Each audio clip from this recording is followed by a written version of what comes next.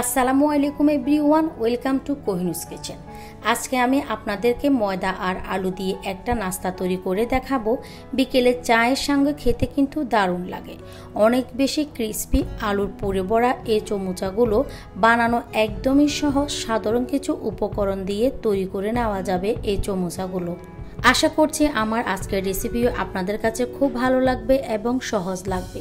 তাহলে চলুন চলে যাচ্ছি মূল রেসিপিতে। প্রথমে একটা মিক্সিং বোলে আমি এখানে নিয়ে নিচ্ছি 1.5 কাপ ময়দা। স্বাদ অনুযায়ী দিয়ে দিচ্ছি লবণ। আর এখানে আমি হালকা কুসুম গরম পানি নিয়ে নিয়েছি। এখন একটু একটু করে পানি দিব আর ডোটা তৈরি করে নিব।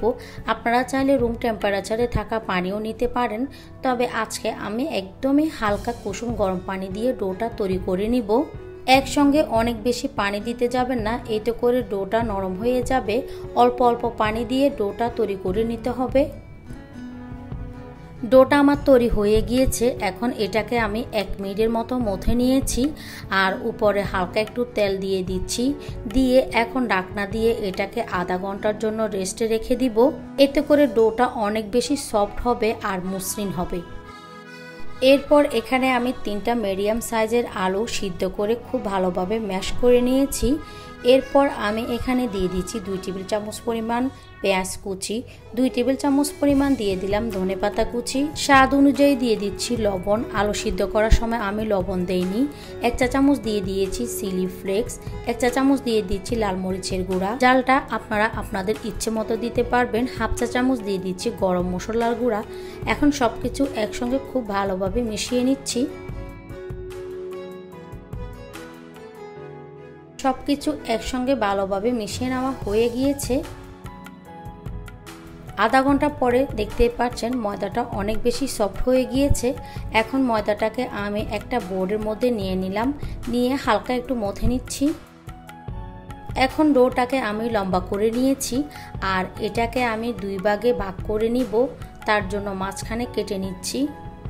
এখন একটা ভাগ আমি আবারও এটাকে ঢেকে রেখে দিয়েছি আর এটা দিয়ে আমি একটা রুটি তৈরি করে নিব। উপরে কিছুটা ময়দা ছিটিয়ে দিয়ে আমি একটা বড় করে রুটি বেলে নিব।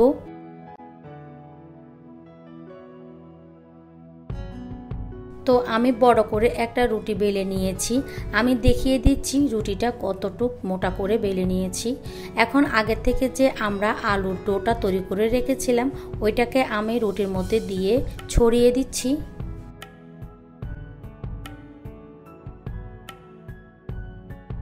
তো আলুটাকে আমি পাতলা করে ছড়িয়ে দিয়েছি। এখন একটা সাইড ধরে এভাবে রোলের মতো এটাকে পেঁচিয়ে নিতে হবে। পেঁচানো হয়ে গেলে একটু লম্বা করে আবারও এটাকে রোলের মতো করে নিয়েছি। এখন একটা নাইফ দিয়ে আমি কেটে নিচ্ছি।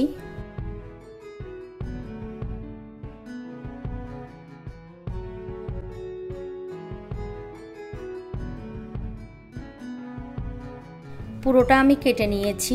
আমি একটা পিস উঠিয়ে দেখিয়ে দিচ্ছি, এটা ঠিক এরকম হবে। এখন হাত দিয়ে একটু হালকা করে প্রেস করে এটাকে পাতলা করে নিতে হবে।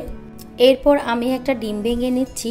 আমি এই পটেটোর চমচাগুলো ডিমের মধ্যে কোট করে নিব।